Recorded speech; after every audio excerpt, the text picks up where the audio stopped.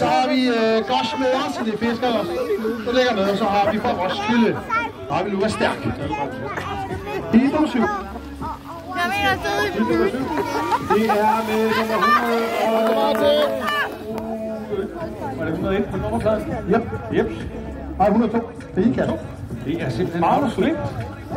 Der er helt oppe i front, så er det Roskilde med nummer 101 på nummerpladen. Det er Kasper Falk, der ligger nummer 2. Nummer 10 på nummerpladen. Det er nok Mathias Kjær, tror jeg.